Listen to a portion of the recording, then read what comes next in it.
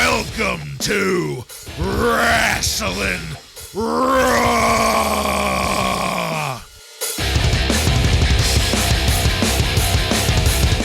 All right, you're listening to Wrasslin Raw, the podcast that takes you back to when Raw became war and attitude ruled.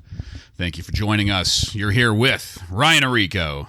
Well, hello, guys. I don't have anything to say as usual for our get-together here because we're watching it for the first time, but very excited to be here. Joe Giammatteo. Yes, I am ready to feel the heat, but I wish Mark Mero was here. I'm the one and only Jason Bartlett. We're going to examine WWE history one pay-per-view at a time, and this one is a special one, folks. This is our annual WrestleMania Super Spectacular get-together. We're going to pretend we're children, but with booze. Once again, sit down, watch some wrestling together, talk about it, give our opinions on it, and enjoy some brotherhood amongst friends. I got to tell you, it's very, very good to be here again with you guys. Definitely. Always look forward to these annual live get-together watches. They're probably the best, at least for us, one of the best episodes to do. Maybe it doesn't translate like that, but for us, it's definitely fun. Yeah, we're live, pal. That man's got a live microphone. Yeah, this has been something I've been looking forward to, not just because of, getting to spend this time with you guys, but WrestleMania 13 has a certain reputation. I'm going into this cold. It's been a very, very long time since I've watched this. I might as well not even have it in my memory, but I still know that it has a reputation. So I'm a little excited for what I'm about to see. What do you guys think about this? Is it living up to the hype in your mind and memory? Yeah, I mean, this is definitely one of the big ones. This is something everyone talks about, and I do remember it a little bit. Like, I don't remember all of the matches, but I do remember the big ones. I remember the Undertaker match. I remember the Stone Cold one. But it's been a really long time since I saw them, so it's going to be still just as exciting, I think, to go back and watch them again now. Yeah, everybody knows there's one particular match that is a great 5-star, remember forever type of match, but I don't remember it at all other than the ending and the finish. So I'm excited to watch that match along with the rest of this event for sure. Absolutely. Without further ado, let's get into it. Let's lay out the ground rules for our listeners for our special live event. We're going to follow the usual pay-per-view format where we watch the match, we give our personal star ratings. Joe hits us with the star ratings from the Wrestling Observer, and we stick with those rules. But in our special live event here, what we do is we start playing the episode, we listen up until the first bell or the first entrance of the next segment, and then talk about what we just watched. So without further ado, let's get to the details here. In this episode of Wrasslin Raw, we're talking about WrestleMania 13, which aired on March 23rd, 1997. WrestleMania 13 was recorded at the Rosemont Horizon in Rosemont, Illinois, and features Vince McMahon, Jim Ross, and Jerry the King Lawler on commentary. Are you guys ready? I'm ready. Thank goodness there's no honky tonk man on commentary. I'm ready. All right, then. Let's get into it. We're going to press play here and watch up to the first entrance of the first match.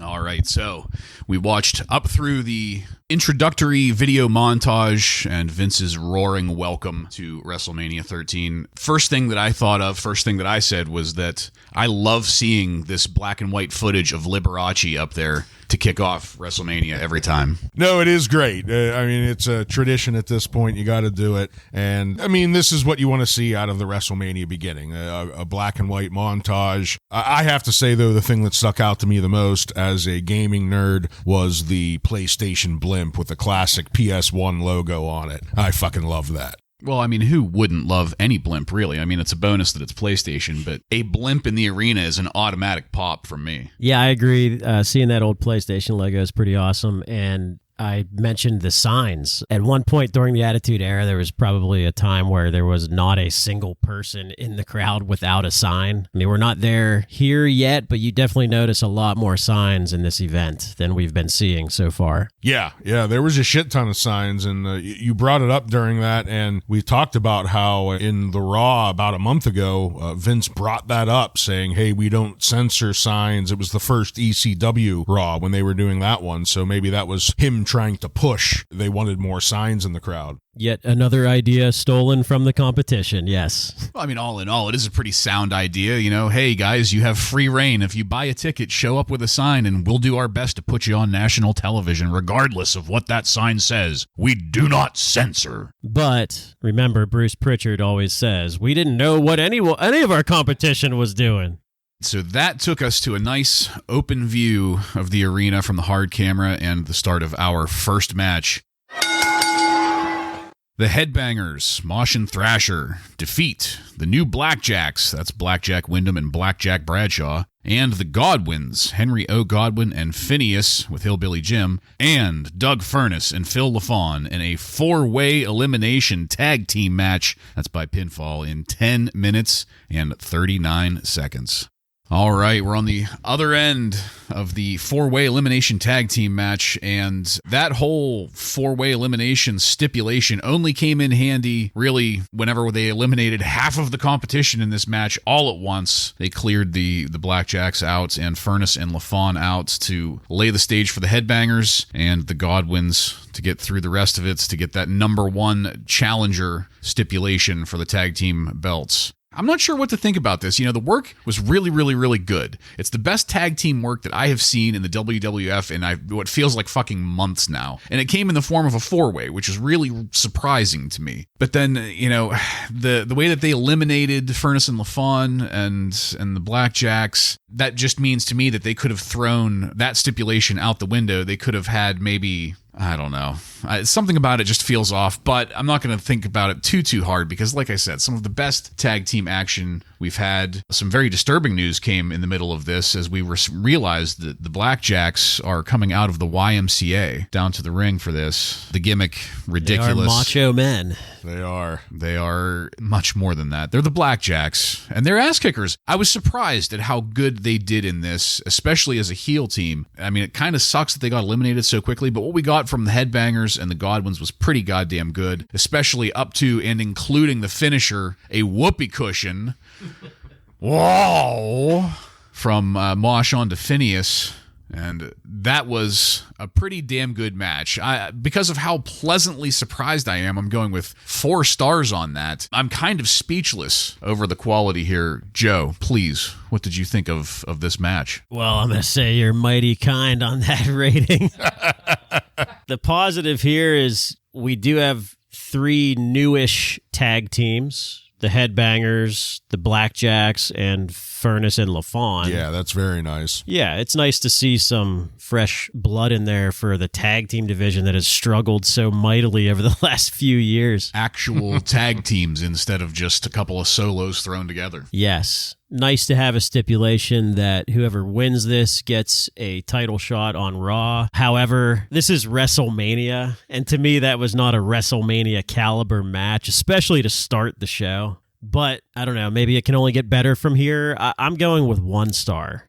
For me, I enjoyed it for the most part. Bartlett, I'm kind of agree with you a little bit more. The stipulation was stupid. We didn't need it, and I feel like the only reason they did it is because it was WrestleMania, and they felt like they had to add an extra sparkle to this match when it should have just been a number 1 contender match with the Headbangers versus the Godwins, because it very quickly got reduced down to that, and when it did, I thought it was a damn entertaining tag team match. I'm super happy. I mean, I've been talking up the Headbangers for a while here now, and I thought they did a hell of a job here with another team we've already gave praise to for months, the Godwins, and they worked good together. This was an entertaining match. We saw some moves out of the Headbangers that we haven't seen yet. Some shit from the outside of the ring off the top rope. I mean, it was a little bit more almost ECW style stuff out of the Headbangers, so that was cool to see, and they're going to have a shot at the belt with a pretty cool ending. Could have done without the bullshit stipulation, and if this was just a straight tag team match, it would have been even better. Maybe I would have went with a 4-star with you, but I'm gonna split, but to your favor, Bartlett, with a 3-star. I thought this was a 3-star match. One of the best tag team shit that we've seen in a while. Yeah. And something else that I wanted to throw out there, because I noticed it right off the bat. You hear on some of the Wrestling Shoot podcasts when they talk about Furnace and LaFawn about how these guys were out of New Japan. and they looked and acted and were in the health of people that had spent 10 years, I think they said, in Japan. And everybody comments about Phil LaFon's knees, and man, he came down the entryway and the wraps that he had around his knees, it looked like he could barely bend them in those joints. So he was almost hobbling down the entryway. It was like Sheik in Sheik's later years when Sheik could barely move his hips. You know, it was jarring, kind of. He needs the orthopedic surgeon to be on speed dial. Dr. James Andrews should take a look at that. It looked like he had fucking barrels on his knees under that fucking tights. Well, Ryan brought up a good point, too, saying that it should have just been those last two teams in this match. Maybe they could have had this match on Raw, the four-way, narrowed it down somehow. I don't know. I just think for WrestleMania, it could have been a better match and a better start to the show. But somebody hated it much more than I did. Wow. Yeah, Dave Meltzer gave this negative half a star. What the fuck is that about? Wasn't much commentary behind that, but yeah, that's a pretty bad rating from Dave. Yeah, that actually, that kind of sucks because that's something that I would like to hear him defend. I mean, if he's got great points that maybe I just didn't see, maybe he really, really hated the stipulation. I don't know. Well, that's maybe the point. He's like Vince and just hates tag team wrestling. Yeah, because I don't understand how you could watch at least the last 5 minutes of that match and give it a negative 1 star. I don't get that. Yeah, it's not quite even dud territory, let alone hating it so much more than a dud. I agree. Well, at the conclusion of that match, we got a brief commercial for the upcoming In Your House, not named yet, which was strange. Ryan, I think you highlighted that it does not have a catchy tagline name yet. Yeah, I don't know why it's not, and you can almost tell from the beginning of the commercial that it didn't have a theme. It was almost back to that generic In Your House commercial. I'm sure it's going to have a name, but doesn't yet. Yeah, pretty much telling that they just don't know yet. They're going to have to figure that out, which is kind of exciting, I guess. Or maybe, this just came to my mind right now as we were talking, maybe because it's going to tie into something that the end of this would maybe give away if they gave the name of it. Or maybe they learned their lesson from the It's Time show. Decided to wait in case someone blows out a knee or has to go to fat camp.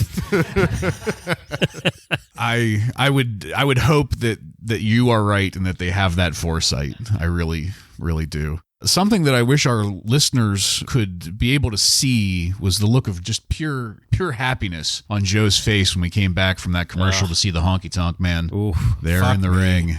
But wait, it gets worse. Who else did we see? And who invited him? The guy who's never invited but shows up anyway, Lou Albano. Yep, he snuck in here. We talked about Phineas having the Mario look going on, and here he is, Mario in the flesh and blood. Captain Lou. Well, after that's going to take us into our next match.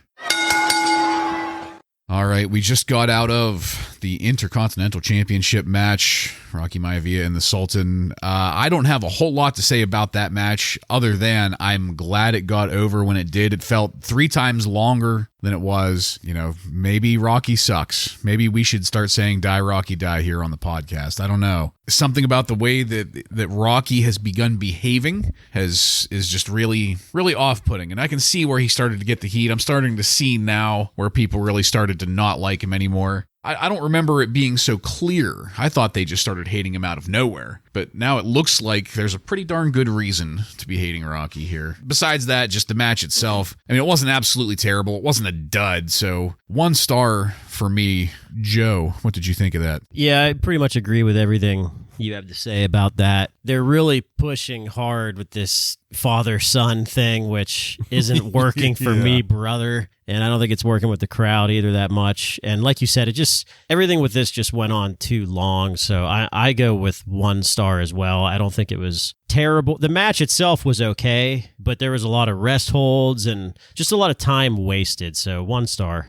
Yeah, this was not a real fun match to watch, really. A little while ago, I think I brought up the point, why did the fans turn on Rocky? Everything's been looking pretty solid, but it's becoming pretty clear why. They're just pushing him too hard. The stuff with his dad at the end was just over the top. Like, we are trying to push this guy down your throat. Cheer for him, please. It's like, what's his name? Jeb Bush, please clap for me. It is the vibes I'm getting from him here. Not to get into politics, and to be honest, I'm going to differ from you two, and I'm going to go with a dud because this is fucking WrestleMania. This was not a WrestleMania caliber match. This was not a pay-per-view caliber match. So yeah, dud for me. Joe, what'd Meltzer think of it? Dave Meltzer gave this 1.25 star. He said the post-match angle was one of those things that looked better on paper than it turned out to be. Yeah, I can see that. I mean, they're doing what they do with every second, third generation star. They push the family ties early, and then eventually the guy or girl gets away from it. I think the most compelling piece of storytelling that we got in this segment was finding out that poor Tony Atlas is sitting next to Captain Lou Albano there in the crowd. He looked absolutely miserable. Rightfully so. And I'm more emotionally invested in Tony Atlas's welfare than I was in this match. And that was not a good way to start things off in this match. I mean, I almost wonder if this night was worse for him than the night he had to spend on the beach after yeah, when he thought that maybe he was next. This might have been worse, sitting next to Captain Lou for 3 hours. Yeah, I will say the Rocky Johnson appearance was a surprise. I mean, they did do a good job with that. And it's clear he's still on the gas. Well, or just recently off, maybe. I don't know. He is. I did look up. He was 53 here, so he looks pretty good. Yeah, he looked damn good for 53. Now that we can get past the match, let's talk about probably one of the best things about this segment that we just watched, Ken Shamrock's Nike tracksuit. Shamrock was there with Petting Zoo getting interviewed about the lead up to our match later on tonight. Ken was talking about his, neutrality and things. He's not there to put one person or another over in the submission match. He's there to call it right down the middle, Mills Lane style. And my God, did he rock that tracksuit. He absolutely did. The tracksuit was fantastic. The segment in general was fantastic. They went back and they showed us some shots of him putting the ankle lock on people, and it looked good. I thought it was a pretty good setup, and I enjoyed it. Yeah, I think we might find out later that, adding Ken Shamrock to that match is giving it even more authenticity, and that's what makes it so great. So we'll see how that goes later, but no shenanigans. No shenanigans, yes. So I think that definitely adds to it, having him as the guest referee. I also really liked how he is still more or less acting like a civilian here. Instead of trying to cut like a mini promo or put himself over in little ways, he's just being calm, cool, and collected, talking like he is the actual UFC champion, Ken Shamrock, as opposed to the upcoming WWF talent, Ken Shamrock. Like, I'm here to do my job. He's very believable and genuine in this. And to top that off was giving like the name of the moves that he was doing on these people, and I wasn't trying to break his leg here. I just wanted to show him I was in charge, basically. Yeah, a theme for WrestleMania, especially, we talked about Liberace at the beginning, is the celebrity factor. And Nikki so Turturro. far, huge star, Nikki Turturro. And so far, we only have, I guess, wrestling or fighting-related celebrities so far. Tony Atlas, Lou Albano, Honky Tonk Man, and I know everybody sounds real excited about that. And now Ken Shamrock, he's basically one of the celebrities for WrestleMania, but it's more of a legitimate fighting celebrity who is going to have good involvement in a wrestling match. Yeah, 100% agreed there. It gives it that added level of legitimacy now, and especially later whenever he comes in as a talent. Could you imagine, like, if they got Chuck Norris or Steven Seagal to be the guest referee? I mean, this just is so much more. It's so real.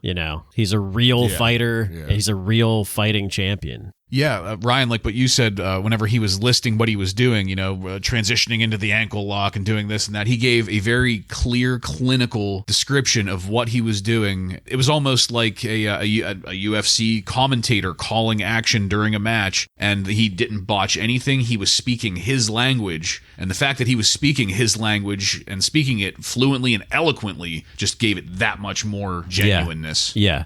All right, after that, we went backstage to Doc Hendricks, and Doc Hendricks was there with Hunter Hearst Helmsley and Chyna. And my God, Chyna, just staring at us with those icy blue eyes the whole time, arms folded across her chest, jaw jutting out prominently. She was a sight to behold, and we got another pretty decent promo from Hunter Hearst Helmsley. Again, Triple H words, blue blood gimmick delivery. He does that breathy, well, I'm going to talk like this and use this accent to get over the blue blood, but he's talking and saying things that should be getting roared like Triple H used to do. And I can't wait until we finally get closer to that, or at least the DX version later on. I mean, we've got so many puzzle pieces falling into place here with that. What did you think about Triple H's promo, Ryan? The promo wasn't bad. He did a fine job, but to me, the takeaway was Chyna. Just seeing her stare at the screen with that fucking block chin that she has. She just looks like a fucking mean motherfucker. You know what I mean? And there's really no other way to put it. She looks fantastic. Yeah, I mean, going with that theme of authenticity and reality, like Ken Shamrock earlier, and now you see Chyna. It's like, man, this is a presence on camera. Yeah. And, with them zooming in on Chyna on that mush, I mean, you might as well, because she sticks out on camera. She's a beast. And it was the most perfect thing they could have done, because her face is literally rectangular and fits into the screen and the aspect ratio perfectly here. Yeah, one of the great things about Chyna is that, and a lot of these guys like JR and Pritchard and them, they get upset about this, but I believe Chyna could beat up the guys. Like, I believe it just by looking at her. I mean, that it comes off like that right here to me every time we see her. Well, after that's going to take us into our next match. Hunter Hearst Helmsley with Chyna defeats Goldust with Marlena in 14 minutes and 28 seconds. And we're on the other end of the Hunter Hearst Helmsley Goldust match, and by God, I'm going to get my ratings out of the way right up front. This was a 3-star match for me, a solid 3-star match for me throughout the entire match from start to finish. The action was incredible up until the finish. The finish by itself bumped this up to a 4-star for me, popping my ass off. And I think it's fair to say the three of us were popping our asses off for what happened. Quite the spectacle, yes. Yeah, it really was. Not to completely bury this, I mean, we've got some good action in the ring. Everybody did a really good job here. Hunter especially going with Goldust. Goldust did a really good job of storytelling here, but I think the best storyteller here was Chyna, and Chyna didn't fucking move. She was a statue, chiseled out of marble. Yeah, she was perfect. Standing there the entire time, that intense gaze on her face. We got the random camera shots with her in the background, some zoomed in on her. Every single time the camera hit her, she automatically draws the eye, and it's what you want, especially right now with the competition going on. Somebody that can catch the eye that easily on our screens is especially fantastic. In that enforcer role that she has. Yeah, much better than Mr. Hughes, right? Yeah, exactly. My God, Mr. Hughes.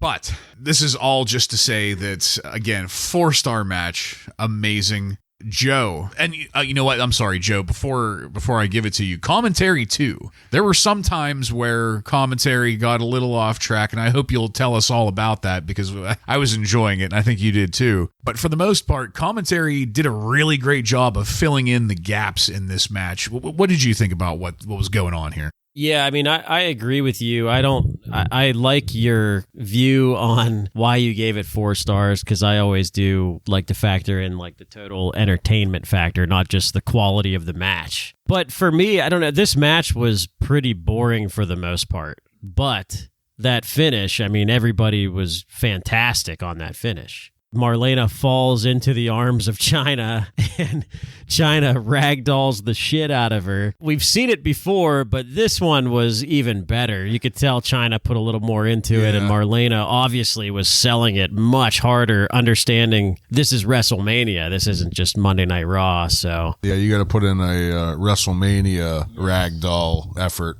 Yes. Somebody told Marlena, when the bear gets a hold of you, just go limp. Yeah, and, like we've said about people like Ken Shamrock and Chyna, just the believability there, it's there, and that's what makes it great. I'm going to go with 2 stars. I feel like that's a little low, but the match itself to me was a little bit boring until the end. I did like the end, so I'm going to go with 2 stars there.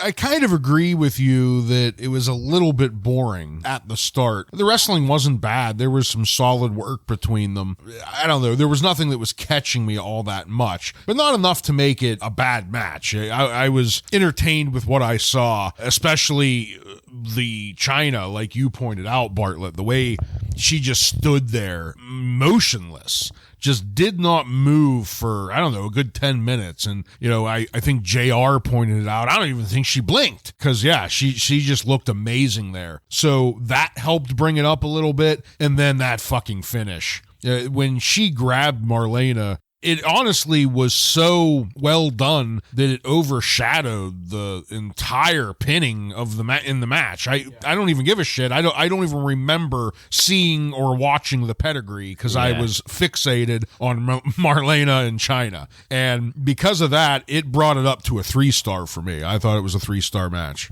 Yeah, it's not too often in these days that you see the girls upstage the guys, but it definitely happened here. Yeah, for sure. And the commentary, we were joking about, they just constantly talk about how heinous looking Chyna is, and no wonder she got all those plastic surgeries later, no wonder. What'd Meltzer think of this? Dave Meltzer gave this 2.25 stars. He says, these guys are both better than average workers, but for some reason have no chemistry with each other. Okay, yeah, that's fair. I'm pretty high on this match in general because of the total package here, with Chyna in the background. I can see how you would say the action in the ring was a little bit boring, but I think that between Chyna, between commentary, and just wondering what was going on with how it's going to work out in the end, I think that was enough to overcome any boredom on my part. But we really didn't do too much after this. Correct me if I'm wrong, guys, but they didn't even have any kind of additional story for us before leading into the next segment. No, we just jumped right into it. Yeah.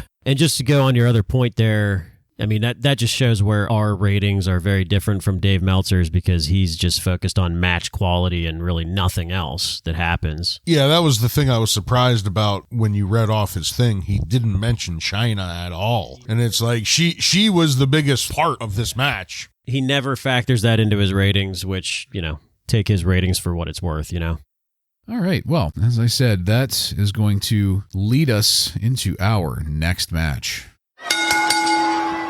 The British Bulldog and Owen Hart versus Mankind and Vader with Paul Bearer ends in a double countout for the WWF Tag Team Championship, with British Bulldog and Owen Hart retaining the championships as a result in 16 minutes and 8 seconds. Okay, we are at the end of the Tag Team Championship segment, and I've never hated Vader so much. Well, are you sure about that? Things were fine. Things were going fine. And then Vader just got progressively worse and worse and worse to the point where that's all I could see. Even when he wasn't in the ring, he was standing back there. I thought he looked like George the Animal Steel after he got his mask ripped off. Or Curly Joe. Or Curly Joe. Yeah. And it just, there wasn't anything going on here for me. I did not care. And this is the Tag Team Championships, I did not care. I was more excited by what came after this match, which we will get to, which I'm kind of anxious to get to, so I'm just going to throw it out there. 1 star. It wasn't bad enough to be a dud because it was all on Vader. The things that I hated was all Vader. Mankind did a fine job. Owen Hart looked great. He did some good stuff. The British Bulldog even pulled off some pretty impressive things. It's just that fucking black hole that is Vader sucked away all of the joy of this for me. Ryan, what did you think of it? Yeah, I completely agree with everything you said there, and out of the whole, I might as well just say 1 star is where I'm at too, because it wasn't a dud. This wasn't offensive in any way, but Vader just ruins whatever he touches, and at this point, unfortunately, and the action between Mankind and Owen, especially, they were in there probably the longest, looked really good. It was entertaining for the most part, but Vader comes in, he slows everything down. And then again, the match we had earlier was a display of better tag team action. Even though that had a stupid stipulation with it, it still was better tag team action. Plus, that was filled with a bunch of actual tag teams. Here we are again with just 2 teams that are put together as superstars, and really the length hurt it too. If this match was 6-7 minutes shorter and it was only a 9-10 minute match, I might have gave it a 2 or 3 star, especially if most of that was cut away from Vader. But yeah, where it was at, I couldn't go anything more than a 1. Yeah, completely meaningless match. I'm gonna give it a fucking dud just because it is completely meaningless. Meaningless. It sucked. I hate doing that with an Owen Hart, Davey Boy, and Mankind match. Let me ask you guys this. After watching this match, do you feel a little bit better about Vader's performance in the Final 4 match? I think he performed a little bit better in that match. I would agree. Than this one. I'd agree that he did, yeah. Yeah, and I mean, I am a fan of Vader getting kicked in the balls. Right, numerous times, yeah. Not to mention the color he took in that match. He was bleeding all over the place, and that looked pretty good. But, this was, I said it, meaningless. There was nothing, I mean, yeah, it's for the tag titles, but, I mean... The tag titles are meaningless. Yeah, sure as hell didn't feel like it was and the for finish the tag was team. terrible. Like, why not just have someone win clean? I don't understand that. And, yeah, Vader just shows that he just cannot keep up with other WWF superstars right now. I mean, even a guy like Mick Foley, he's a fat guy, but he's got stamina. He can keep up with guys like Owen Hart. You say he's a fat guy, yes, but he's still 150 pounds lighter than Vader. They're saying Vader's 440 or something. What they're telling 450. Us, but, yeah. That's fucking big. Yeah. There were multiple times in this match where Vader stopped the match, held his opponent, and was just blatantly telling his opponent what to do and talking it out in the ring. Like, it was pretty fucking terrible. That's what finally put me over the edge. We're going to get in a headlock, and we're going to sit here for 5 minutes, and I'm going to catch my breath. I think I'm going to go have steak and a beer after this. Yeah. We want to join me? Or even though he looks like Curly Joe, he's basically like Curly Howard at the end of Curly Howard's career. What'd Meltzer think of this? Well, a little surprising. 2.5 stars. He says, this was a good match, but a lame non-finish, which served to ask the question what the purpose of this match was, since neither team teased a turn. Let's move past this match and talk about what came after. It is the video package to our next match, which is going to be the submission match. So lots of great footage of Bret Hart here, a lot of audio and video of both Bret Hart and Stone Cold Steve Austin. Quite the build up to this. We've commented on it many times over the past months now. The ongoing feud between these two, it just keeps on going, keeps on simmering up, kicking it up a notch. Business picks up every now and then, and we go back to that slow boil for a while. And things, I think, are going to get pretty exciting here, not just because of this next step in the feud. We've also got Ken Shamrock as the referee here, and that's where we pause to talk about this. It's an added level of celebrity to what has already been a high level feud and history of matches so far. So Ryan, what do you think about this little mini video package build-up we got going into this? I thought they did a good job of just giving us a quick summary of what the fans needed to see and hear if they maybe just watch pay-per-views. You kind of like the playoff hockey fans. So I thought it did its job. We understand why these guys hate each other, kind of how they're being accepted by the crowd at this point. They're building up that people are starting to call Bret Hart a crybaby, and Stone Cold is calling him out on that. And we're showing that there are people starting to cheer for Stone Stone Cold in the crowd. So, they're planting seeds here for us to see where things are going to go for the future, and I'm excited. I'm excited to see it. Yeah, it's another turning point moment for both guys in this situation. We had one with Stone Cold Steve Austin last year at the King of the Ring with his Austin 316 promo, and this is going to be another huge turning point for him. And they show the video package, and it definitely comes off as Austin being the more likable guy in this situation. So it's a turning point for Bret Hart. He's going to, do his Canadian heel type gimmick here, which is something we're definitely looking forward to. Yeah, that's definitely worth noting. And I was surprised to see just how much of a, how is something obviously subtle, but it's an obviously subtle babyface treatment on Stone Cold Steve Austin here. I mean, it's not sunshine and rainbows, but it's the music tones behind his video that were a little bit lighter, a little bit higher. There was the announcing going on during his video was not quite as, he's a deadly rattlesnake or something like JR would say. It was a little more upbeat and a little more positive. Yeah, and real credit to Bret Hart, too, because it's not often that you see the crybaby heel, really. You see that the heel that's just doing stuff that's so heinous to other people and turning on people and all this stuff. But this is just a guy who's being a crybaby, and he's turning heel because of it. And on top of that, not just a crybaby, but he has legitimate reason to be crying about the shit he is. Yeah. It's just stop whining about it and move on. Right. Yeah, great point there. And that gets back to that ongoing storytelling in this feud that has just been so awesome. Every single thing that either of these guys says is accurate, and it's really easy to root for both of them. Let's not put it off any longer. Let's get into this. It's going to be our next match. Bret Hart defeats Stone Cold Steve Austin by knockout in a submission match. Ken Shamrock is the special guest referee here in 22 minutes and 5 seconds. Well, gentlemen, we are on the other end of the submission match, and he's a gusher. I think that's probably that.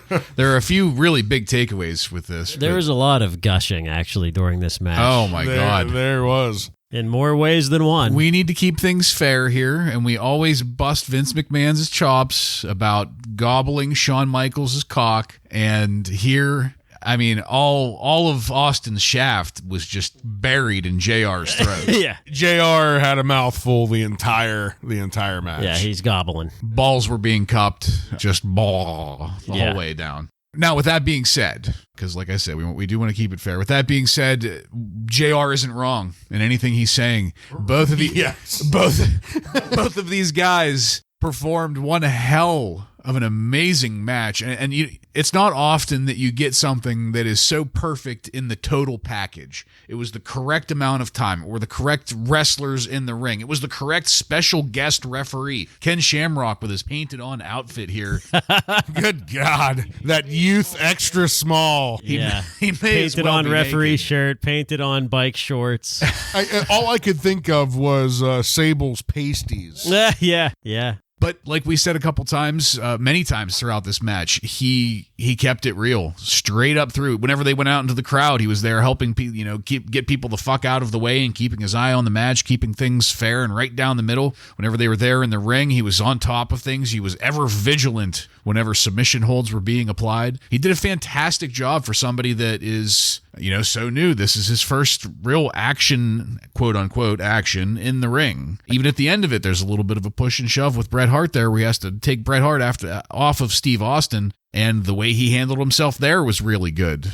It's a good thing that they didn't continue it any farther than that. That would have ruined things. But commentary, again, this whole match was absolutely perfect. The ending, absolutely perfect. Stone Cold did not submit. He got knocked out. Ken Shamrock called the match. He is a stud, and he has a valid bitch for the next stage in this feud. I'm going 5 stars on this match. Joseph, please, what did you think? Yeah, I'm glad you pointed out the Ken Shamrock part of this, because that's something that should not go unnoticed, is the Ken Shamrock aspect of it, being the referee. I think the crowd says it all, honestly. I mean, absolutely. This crowd was absolutely bored out of their minds. How many matches have we seen? 4? Yeah. This is like the 5th match. I mean, this crowd was silent until this match. And it really, what kickstarted it was the guys going out into the crowd, which was amazing. And having Ken Shamrock there to direct the path to go out into the crowd and get back into the ring. The pacing was great. There were no rest holds or any bullshit like that. I mean, there were legitimate submission holds being put on by both guys. They had to get the color. I mean, the blood just made it even better. I mean, I don't know how you could not give this 5 stars. This is an absolutely perfect match. Yeah, it's definitely one of those matches that lives up to its expectations. You know, you watch it, and like you said, Bartlett, it was just perfect in every way. And we talk about like nitpicking dickbag. What could you even nitpick out of this? There's really nothing to nitpick here. Yeah. Because these were 2 guys that are great wrestlers. On top of that, they put on one of the most entertaining matches I've seen in a very long time. To your point, Joe, I think you brought up earlier today that Vince McMahon didn't want the blading to happen. I couldn't imagine this match without the blood. Yeah, I mean, 100% agreed on that. It just makes the end, when they show the high up top view, it looks like a murder scene on the mat. And the way the blood is just gushing out of his head when he's in the sharpshooter, refusing to give up, like it made it like a movie. You know, this was just shot perfectly, and the crowd played right into their hands. The way they started just booing Bret Hart at the end and cheering Stone Cold, I mean, it was exactly what they wanted. It was executed perfectly, and I mean, you got to be fucking insane to not give this 5 stars. And I don't know how you guys feel, but I mean, this is a match of the year candidate, I think, for sure. Yeah, absolutely, no doubt. This is definitely one of those situations where you picture both guys in the back, just the lead up to it, just saying like, we have to steal the show with this. Like, we have to go out there and just beat the shit out of each other and get color, you know, all that stuff. Like, you could tell this was very well planned and very well executed by both guys. And not just that, like, I'm sure when they went back in the locker room, they knew they hit it out of the park. But, yeah, like, follow that shit. But yeah, the rest of the locker room, like, what do you think Sid and Undertaker are like, you motherfuckers? Right. What the fuck? How could we top that? Realistically, I mean, everybody in the locker room had to know how good this was going to be. I mean, maybe Shawn Michaels didn't have an appreciation for it, for what it could be, but well, he's busy on AOL anyway. We saw him earlier on the laptop. AOL. Yeah, he looked like such an idiot. All right, what'd Meltzer have to say about this? Well, guys, this is a monumental moment. Dave Meltzer, we know he hates WWF wrestling and loves Japanese wrestling only. 5 stars. And this is in the Wrasslin Raw era. This is only the 3rd 5-star match from Dave. Do you guys remember the other 2? No. I don't. Somewhere in Japan. No, WWF. I didn't think he gave any. He did. WWF he gave, go to Japan? Yeah. Because it could only happen in Japan. Yeah. He gave the ladder match from WrestleMania 10 between Shawn Michaels and Razor Ramon, and he gave, surprisingly, the cage match between Bret Hart and Owen Hart at SummerSlam 94. Oh, okay. Now all the way back then. So this is only the 3rd time we've seen 5 stars. He says this is one we'll remember for a long time. Definitely. Fun fact, only one more WWF match in the 90s will get 5 stars from Dave Meltzer. Oh, wow. Little spoiler alert. And it is going to be this year, 1997. Excellent. I will not give any spoilers. And Dave Meltzer did not give any more 5-star ratings to a WWF match until 2011. Holy shit. Yeah. So soak it up, boys. Here it is, a 5-star match.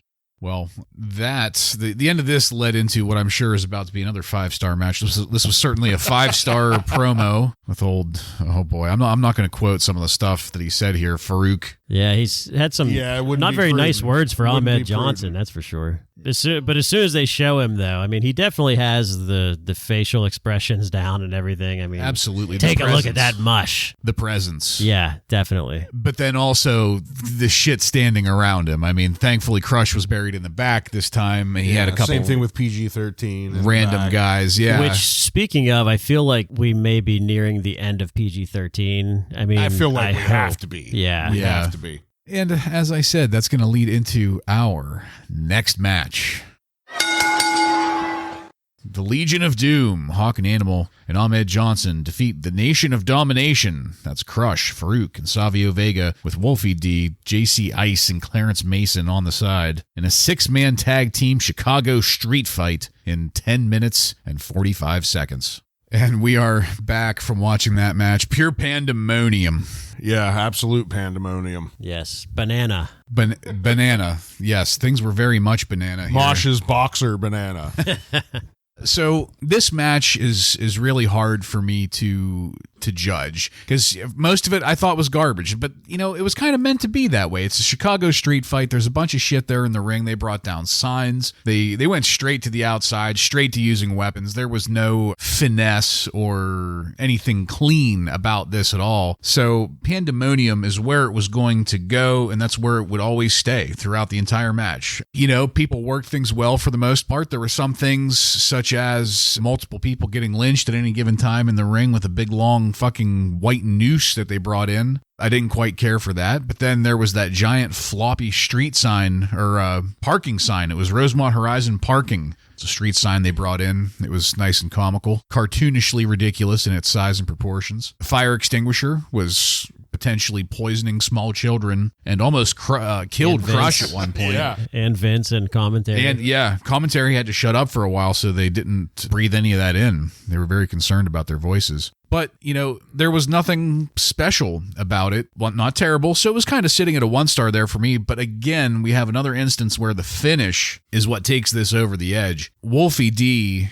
and what the fuck, JC Ice, whatever the hell his name is, they got hit by a simultaneous doomsday device. Beautiful. Straight to hell, Yeah. I hope. Never coming back. And that bumped it up to a 2-star for me. I have to say also that the majority of the match was being carried by the fact that D'Lo Brown was getting a lot of action here. This is more action than we've seen from him recently. He actually got in the ring for Still some things. unnamed. Still Yeah. no respect for D'Lo, but you're right. Yeah, getting a little more action. Nice to see. And he did it well. He did a very good job. Some of that selling was fantastic. So, like I said, 2-star. Joe, what'd you think of it? Well, first off, we got to talk about the entrance a little bit. Team Gas, as we were referring to, we were calling them, is LOD and Ahmed Johnson. Man, what a presence, what an entrance. In Chicago, where LOD is billed from, so this crowd was loving it. Asses were popping off. Yeah. And really. they look fantastic. Oh, yeah. Completely gassed Ahmed out. had the shoulder pads and pedal looked to the super floor. gassed, yeah. Yeah, so that was great. And then, yeah, just complete pandemonium. I guess WWF the past couple years in WrestleManias have done a good job at the pandemonium type match. You remember last year we had that street fight between Goldust and Roddy Piper. Oh, yeah. That one was a little better as far as a entertainment, but this one was pretty good too, I think. And we had the French announce table destroyed, which was nice to see. Violently destroyed. Yeah, I mean, it gave you everything that you would want out of it. I mean, it's just an all-out brawl, just chaos. And this match, I mean, we kind of take it for granted because we would see this style of match for quite a few years after this, you know, the hardcore style match. But up to this point, we don't really see that. And I think they did a pretty good job with it. So I give it 3 stars. Yeah, I was pleasantly surprised with this match. You know, going into it, it seems like a match I would typically hate for the most part. It has a gimmick. It's a 3-on-3 match, so you're just going to have a lot of bullshit going on. But for the most part, Joe, like you just said, we don't see this hardcore style match. And they did a good job of just lighting each other up in the mat, you know, using every fire extinguisher, chair, table, bell, whatever they can get their hands on, they were using. And I thought, for the most part, to pretty good effect. There were some questionable things happening, but I thought it was a good way to get Ahmed Johnson over, too. He came out with the LOD shoulder pads on, Team Gas. So they were all wearing the same attire. So that was to help get Ahmed over, and I think that worked. Yeah, the ending with them doing the double doomsday device on PG-13 just really put it over the top. And for me, I probably would have been at a 2-star. With the double doomsday device, bumped it up to a 3 for me. So I'm right with Joe with a 3-star. What'd Meltzer think of this? Meltzer must have enjoyed it. He gave it 3.5 stars and just basically said it was an all-out brawl. Okay, well, fair. What came immediately after that was an insult to me personally, and maybe to all of wrestling. This is Shawn Michaels laughing, dancing, smiling down the entryway. Not a hobble to be seen, not a wince of pain in sight. Appears to be fine. Appears to be back, ladies and gentlemen. Physical therapy has been successful. Yes. Miracle therapy. They replayed his entrance music. That's how long this took. He was doing laps, literally, around the ring. Completely meaningless. We find out he's going to be joining commentary, but he took his sweet-ass time getting there. And once he got there, we went backstage to Todd Petting Zoo, and Psycho Sid, cutting a promo for the next match. So, Joe, what did you think of this stuff that was in between there? Well, I think that they probably thought, okay, so we have to get Shawn Michaels involved in WrestleMania in some fashion, which I agree. I mean, yeah, if he's fine, which we know he is, yeah. He's fine, clearly. Get him involved in something, but don't just do this. I mean, we're just getting it's kind of if I was in the crowd, I'd feel like I was ripped off. So we get Shawn Michaels' entrance for 10 minutes, double loop on the song, the pyro, and that's it. Like, he's just joining commentary. I mean, I think they could have I know they didn't have much time to think about it, but they could have done something better with that. And then the Sid promo is just like any other Sid promo to me. Yeah, Shawn Michaels coming down, it was a real slap in the face, probably to Bret Hart most. It was almost like Shawn Michaels was mocking us about the knee, because he comes down, no problem. He does his normal dancing and stretching in the ring, and then right at the end, like he's in the middle of a match, remembering that he has to play a worked knee injury, he just grabs it real quick, like, oh yeah, my knees hurt, and then almost chuckles and then jogs off out of the ring. Just right in our face with that. So, okay, yeah, he's on commentary. Great. Yeah, sorry, Sid. Yeah, it was a Sid interview. I mean, you could have copied and pasted any Sid interview from the last year in here and it would have fit, including the master and ruler of the world, which, in case you now forgot. that I'm talking about, I'd like to bring up, did no one backstage just say to him, it's a pretty stupid catchline, man. Just give up the master and ruler of the world. It's not working. But he just keeps on using it. Well, knowing Vince with his little catchphrases, it was maybe the opposite. Like, hey, make sure you say that. But it's so dumb. Yeah. You need to let go of that, but you should really get back to Awatamela, the greatest lion of Africa and ever. Yeah, we need more Awatamela, less master and ruler of the world. Yeah. Well, that is going to take us into our final match of the night. The Undertaker defeats Psycho Sid in a no DQ match to win the WWF Championship in 21 minutes and 19 seconds. And that's it. We are at the end of the pay-per-view here. We faded to black with The Undertaker raising the belt in victory. And I gotta say, guys, I was a little bored with this match. There was not anything, glaring to scream about. Even the interference. I usually have very low tolerance and low patience for interference, and especially whenever it's the same person running in multiple times. Here we had Bret Hart running in and just causing shit and stirring shit in this match. And, I didn't mind it, but it still wasn't anything that was gobbling my cock, we'll say. A lot of cock got gobbled tonight. My cock was not one in this match. Wow. Yeah, I hate to say it because, we were just talking before we went to recording about how I didn't think this felt special at all. Part of that is because, in my opinion, The Undertaker is not a talent that needs a belt. He is best in interesting storylines. Him and Mankind, prime example. That wasn't about a belt. That was about the story, and it was fitting, and it was perfect for him. Here you had him in there, with Sid, who is, it's Sid. So you have these two big monsters and, case in point, the bear hug. We saw the bear hug from Sid on Undertaker, 4 times, I think we counted? Yeah, something like that. At least 4 times. Spent a lot of time sitting in that and just a lot of time in general sitting in things, whether it's, not literal sitting, but, the Undertaker stretched out on the mat and Sid just kind of leaning up in the corner watching and waiting for him to try to sit up or something. I made the comment while we were watching this that for the majority of this match, commentary was just leaning into it. Vince McMahon especially roaring into the empty space that was in the ring, trying to fill it with some kind of excitement. I can't honestly give this a dud because there wasn't something egregiously bad to it. I do like The Undertaker. It's good to see him as champion. It just doesn't feel like, well, you know what, really? It feels like we've already had our main event 2 matches ago, Tough to follow. Yeah. So I'm going to go with 1 star on this. Ryan, please, asshole for The Undertaker. What did you think of this?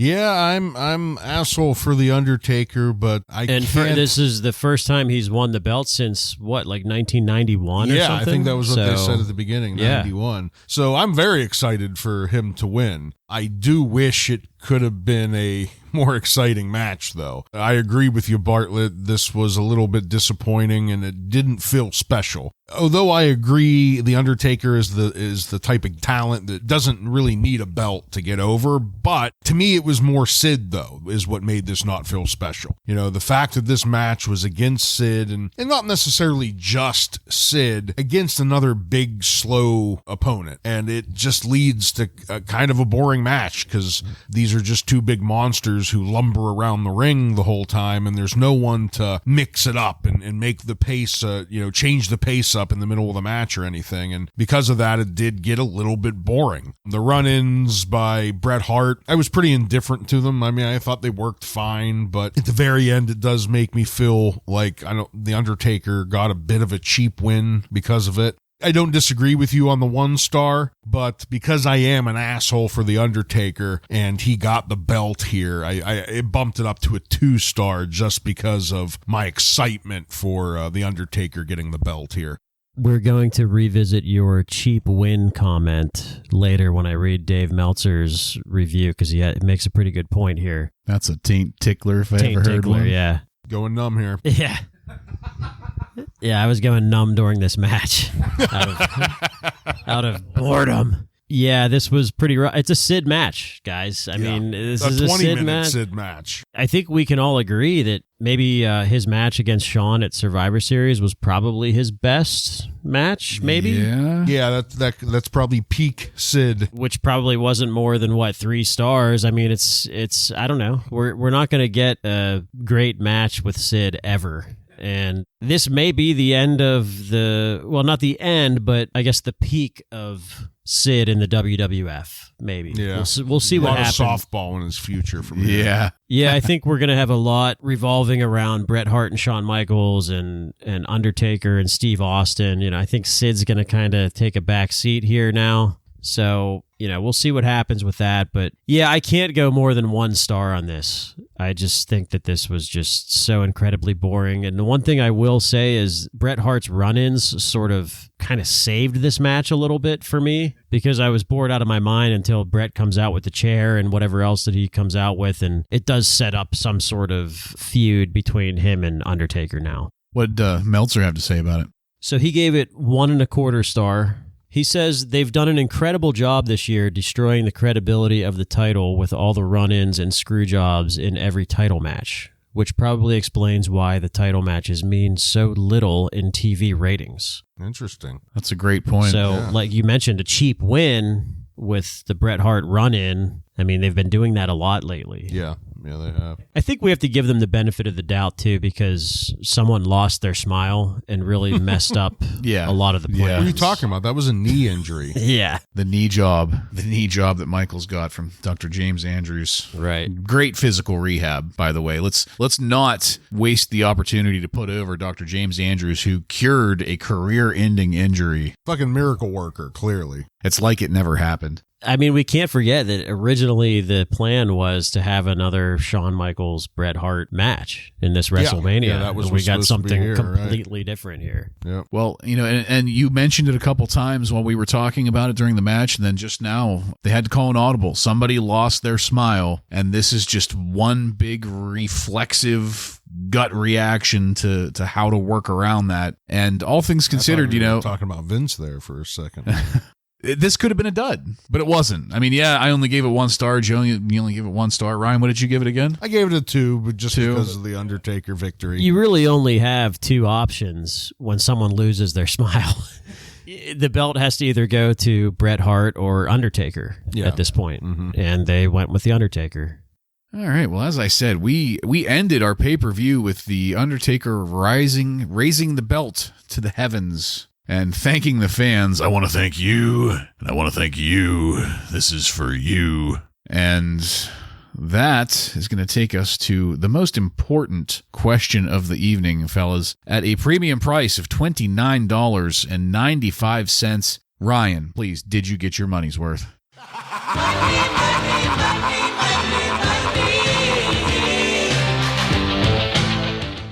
You know, I think I could have given a dud to every single match but the Stone Cold Bret Hart match, and I would have said, yes, I got my money's worth. That match was worth it that much. That match is worth the price of admission. So, yes, I got my money's worth.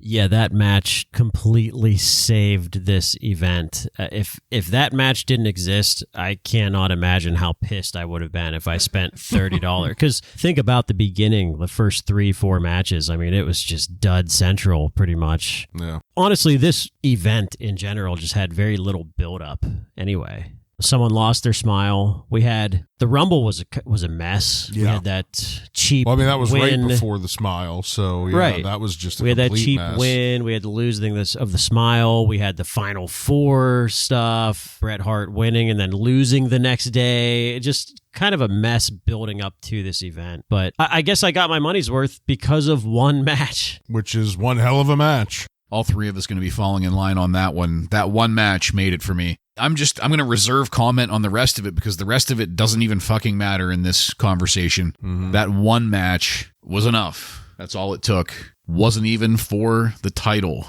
Probably my favorite part about that. It was about a story, and it's a story that has been blowing our balls off for months now. It's been amazing, and it's going to keep going. I fucking love it. And I can't wait to watch it again.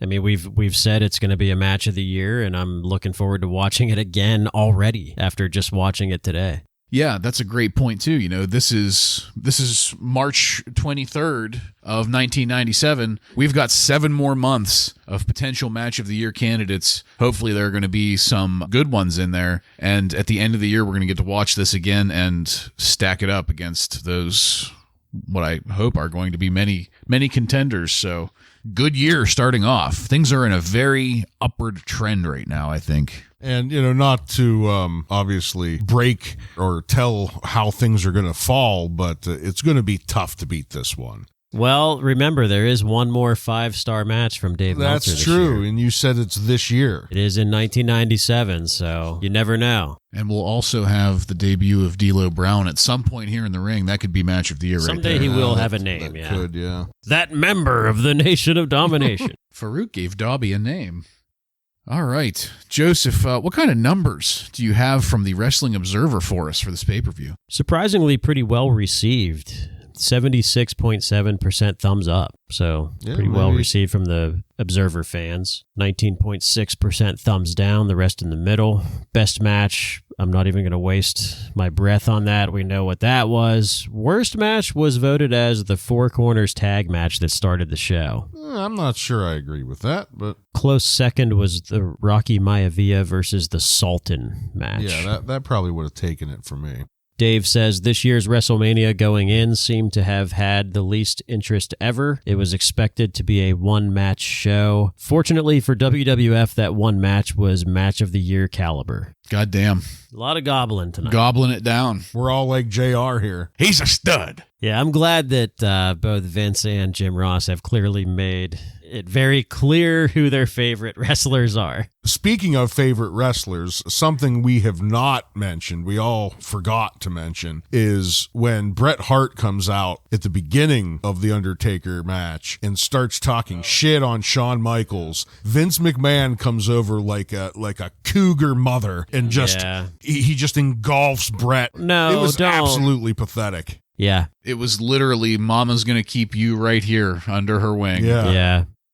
All right. Well, gentlemen, that's it. We are done with this one. I want to thank you again for joining us, and I want to thank you both for being here and doing this, allowing me to come out and stay with you and hosting this, Joseph, putting it all together. It's a fun as fuck time. I love doing it, and I look forward to many more with you guys. If you like what we're doing here, want to connect with us, you can email us at WRASSLINRAW,